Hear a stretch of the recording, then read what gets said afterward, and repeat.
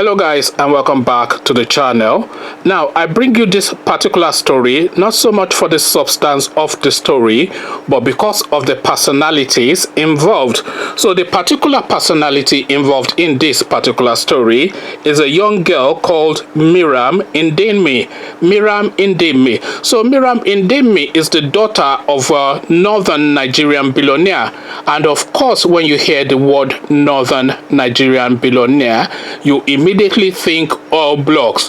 So this Indimi character is one of those types who has been allocated an oil block either by Sonny Abacha or Buhari himself, or in between, or Babangida even. So he's an oil block billionaire. So now this particular video that you are watching and listening to is a storyline of the offsprings of these oil block billionaires, these northerners who have been allocated oil blocks from the Niger Delta, even though the Niger Delta is in abject poverty. But never mind that, these northerners are billionaires now off the back of the wealth in the Niger Delta, and this is the storyline now of their offspring.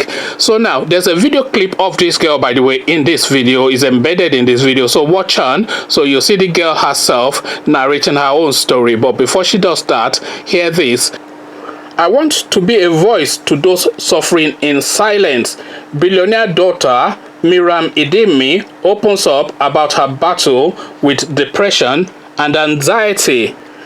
In a country where sufferers are afraid to talk about their mental health for fear of being judged, ignored, or mocked, the daughter of billionaire oil mogul, so as I said, oil block from the Niger Delta. So the daughter of the billionaire oil mogul, Myriam Indimi Dantiti, has bravely opened up about her struggles with depression and anxiety. Myriam, who got married last year to Bafadin Titi, took to Instagram to speak candidly about her struggle, and here is what she had to say. A lot of you may know me, but what you don't know is that over the years, I have actually been dealing with anxiety and depression. It is quite severe actually. Most days, I don't think they're worth getting out of bed for, she said. So most days, I don't think is worth getting out of bed, I think she intended to say. But there you have it, the daughter of the billionaire. Actually, let me play the clip now so you can actually hear her in her own words. Hi guys, a lot of you may know me, but what you don't know is that throughout the years I've actually been dealing with anxiety and depression. It was quite severe actually, to say the least, and it was like every day I was living day to day, and most days I didn't feel they were worth getting out of bed for. And it wasn't until down my road to recovery I realized what my passion is. And it was health and wellness, as I stopped taking my health for granted. And I incorporated this into my everyday life, which is how I came up with Skinny Sue. So yeah, I launched Skinny Sue recently, and I would love to invite you guys to hold my hand through this journey. And thank you so much for all your support. And I just want to let you know that if you have loved ones, don't forget to call them, tell them you love them, and tell them you believe in them. Thank you. So yeah, anyone going through this or struggling with any anxiety, depression, or whatever it may be, I just want to let you know that you're not alone, and it can get better. It will get better. I believe in you. So there you have it, the daughter of the billionaire oil northerner. Because although there's no oil in the north, the oil is in the Niger Delta, but all the oil billionaires in Nigeria are in the north, and that's the dichotomy right there.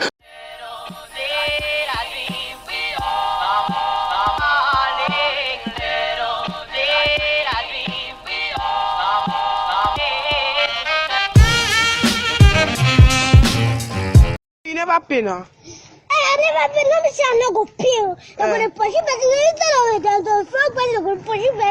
Okay, so you wait, but you better not me the flog you. I made it say me you go tell your mommy. Flog me. Why they go flog me? you?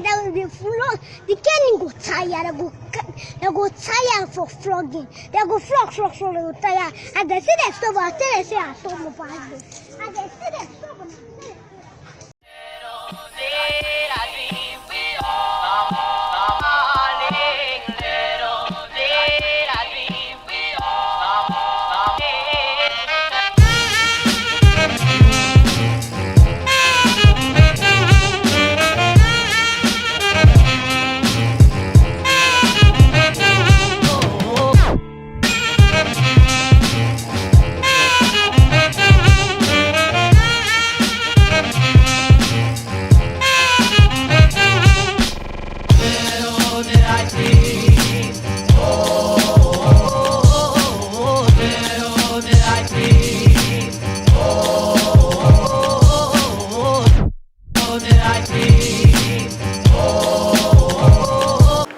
So the oil is in the Niger Delta where there is abject poverty, but the oil billionaires are in the north where there is also poverty, but certainly not in the families of the oil billionaires. So now this is what now their family are now having to contend with, first world problems of depression, and the depression obviously is out of a sense of guilt, out of too much money, not knowing what to do with her time because she doesn't have to earn a living and all that kind of stuff. I mean, I'm making light of it. I'm not sure what the young girl's personal circumstances are, and my empathy is with her because mental health is a real issue in Nigeria and is one of the key issues. Actually, for me, it's the number one issue in Nigeria actually, because a lot of Nigerians actually have mental health issues. I think I actually read a statistic once, this is going back a few years ago, that a good 80-90% of Nigerians have mental health issues. And this was studies coming out of the University of Lagos, so this is something that has to be taken seriously. So I can empathize with her personal struggles in terms of mental health. And people will say, oh, your father is a billionaire, what do you have to be depressed about? But depression is a lot more than that, so I have some empathy for that, but I do not have empathy for an oil billionaire in the north where there is no oil, and the Niger Delta in abject poverty where there is oil. There's more oil in the Niger Delta than there is in Kuwait, and certainly that there is in Dubai. The oil in the Niger Delta is 180 million times more than the oil that is in Dubai, and yet look at Dubai and you look at the Niger Delta, and where is the money from the oil in the Niger Delta? Well, it's in the hands of this young lady's father. So that's one issue, but I'll leave that to one side. But this is what this young girl has to say. My empathy is with her struggles in terms of her mental health issues, but she's now looking to champion that. So I'm not really sure if she's just latching on to this as something to do, or she actually has this as a personal thing that she's contending with. But whatever it is something that has to be highlighted within the Nigerian space, because it's a silent poison within the Nigerian firmament, this mental health issue. So if she's bringing this to the fore, then I can only say well done for that, but my empathy ends there. I have no sympathy for this silly little girl and a criminal father, so my empathy is not with them in that manner. But then I'm only bringing this really to as a debutante thing for this girl, because she's now coming into the social space because she wants to have a presence within the Nigerian space too. But that presence that she wants to have, we are going to define it, not her, because her and her looting father do not get definition over the Nigerian space. We have that definition. So there you have it. Meram Indimi, that's the name we're conjuring with in this video. What do you make of this young lady and what she has to say? Conversations in the comment section. But before you come have that conversation with me in the comment section, click on the red subscribe button so it goes gray, the bell button as well, that notifies you whenever I drop a video. So once you've done those, come have conversations with me about depression and all billionaires in Nigeria in the comment section. So I'll leave you here, meet you there, but here I say peace.